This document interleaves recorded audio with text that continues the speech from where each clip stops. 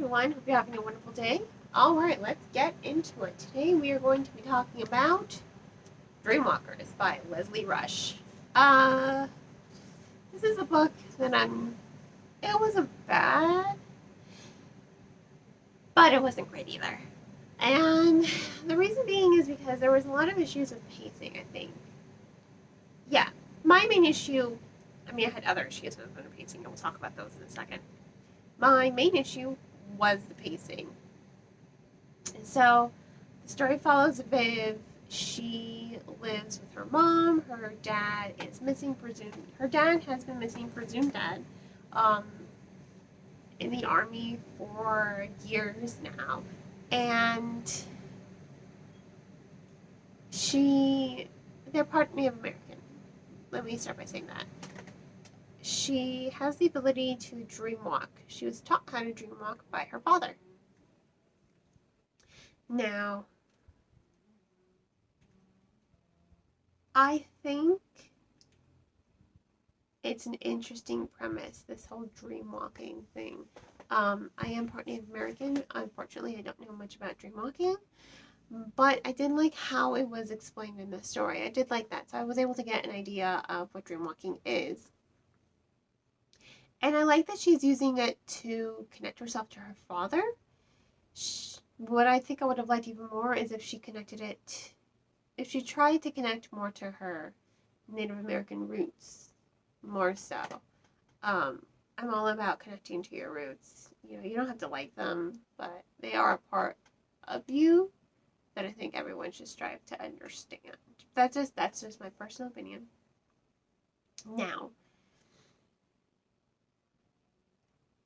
that's the story. She's dreamwalking to discover secrets of this guy who she's kind of suspicious about. At first, she's dreamwalking and she's trying to reconnect to her father. She's not convinced that he's dead, and she's not wrong. So she's trying to connect to him, and it works. And there's this other man who's inserting himself in her family's life, and she wants to know his secrets. So she really starts delving into dreamwalking, and someone's trying to kidnap her or her little brother, who is a certified genius. So it's an interesting premise. It just falls short because the story does open with like this mysterious sorry, I feel like I've got dirt on my nose. It's probably just a pimple. It does have this interesting premise, but again, it starts off with this weird secret spy kind of type text message, and they are inserted throughout the story, and okay, they fit and they don't at the same time. They are really jarring to me because they do seem to come out of nowhere. I think the best place for them was at the end of the novel. That leads to some intrigue, some hinting at a sequel. So that I liked, but throughout the story, I think I could have done without them. I think they verged on redundant, and it wasn't always clear who, was this dude that's inserting him live trying to send the text message? There were lots of code names. And that's why I say a lot of code names, like 3 different code names. So it's not like a lot, but still more than necessary.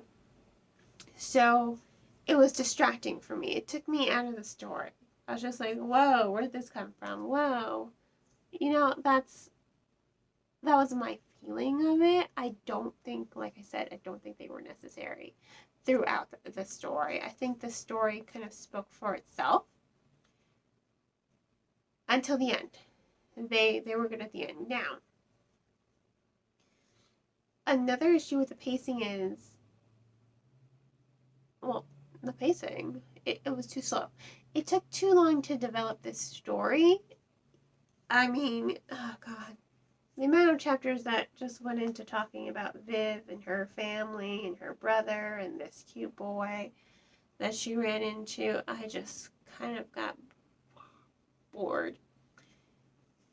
Mainly because Viv is boring. Sorry, she's generic. She feels like this sort of generic character, and the love interest in there is kind of like this forced attraction. Now, that's not to say I'm against that automatic, that instant attraction trope. I'm not against it. I know there are a lot of readers out there who are against it, and I completely understand why. I do think it works sometimes with the story, which is why I'm not always against it. If the author is able to make it work, despite it being a somewhat cliche and overused trope, it's okay in my opinion. I don't mind it. Here, it just felt really forced. I felt like there was a lot of the characters were not developed properly. They were very underdeveloped. I can't even remember the guy's name. I barely remember Viv's name, and that's only because I wrote it down. I didn't write his name down. I didn't think he was memorable. He seemed really generic to me as well. Which bothered me because there were also things that didn't fit.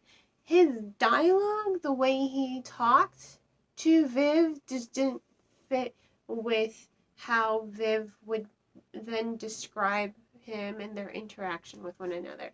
So it's like these two opposing forces just trying to mash themselves together to give life to this one character, and it just bothered me. I'm like, that doesn't. When you know how characters sounds like when you're reading, like not just their voice or their tone. You get a sense of who these characters are when you're reading. Typically when you are reading, here you don't. It just seemed, like I said, like opposing forces. Like I just couldn't wrap my head around who is this guy? Who is he? Other than her love interest, who is he? I kept asking myself that. I'm still asking myself that. And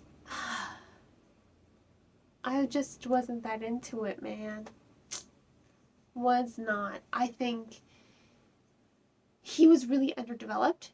I feel like his tone didn't match the personality. It felt really just stiff. It felt really stiff. It felt really cliche, especially when it came to their romance. I like how they bonded. They're both part Native Americans. Their fathers knew each other, so they're both on this mission together. I feel like that's enough.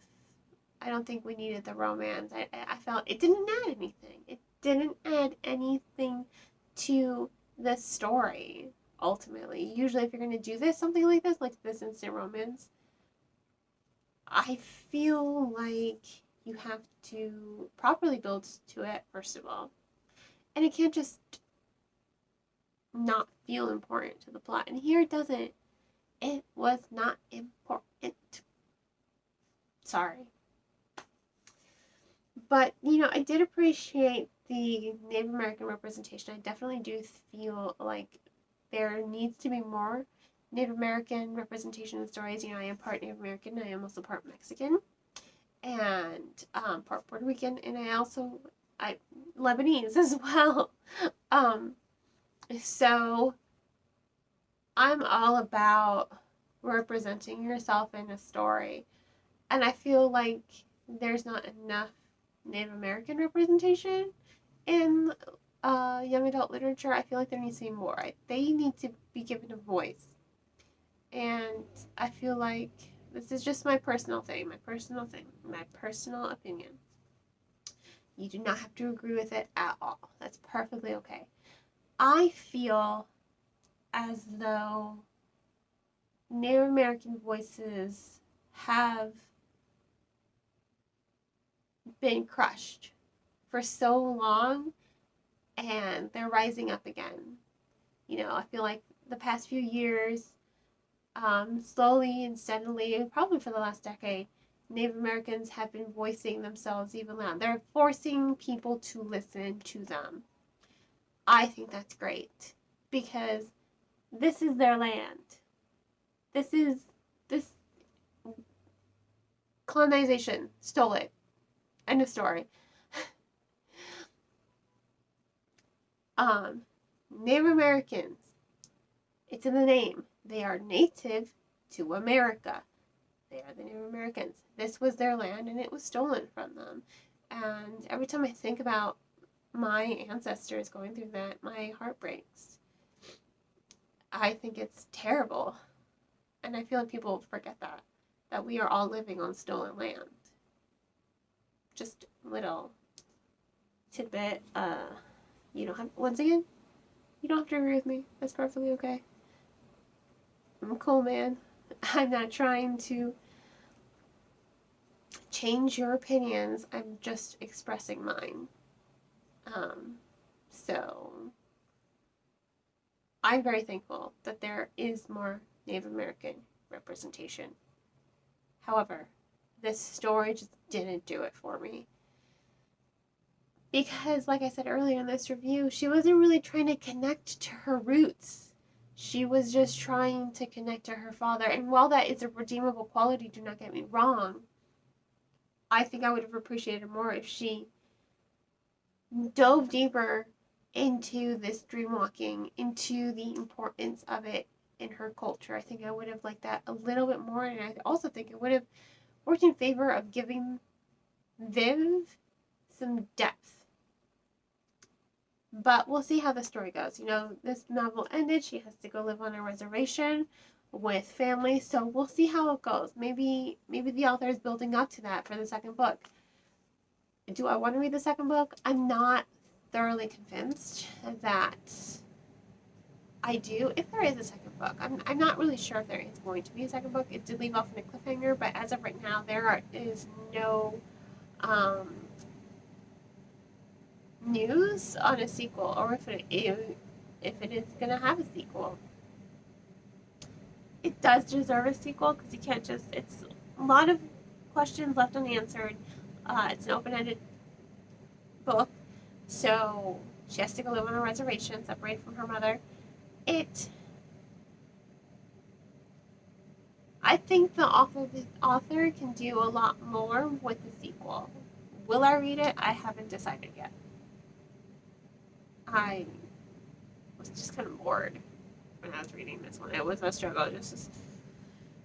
It was a struggle. But anyway, it has some good fantastical qualities. I do love her description of the dream world. I think those are probably my favorite scenes. They're very vivid. They're very bright. You really do get a sense of who these characters are, in a sense. And once again, they are still underdeveloped. But the author was really good with her scenery, with her descriptions. So, I'll say that. So this was Dreamwalkers by Leslie Rush. I'm going to give it 3 stars. A soft 3. Once again, not good, not bad, just not great. A lot of pacing, a lot of issues with the pacing, and once again, underdeveloped characters. On that note, I will include a link to purchase the book in the description below if you are interested. If not, please check out the book from your local library.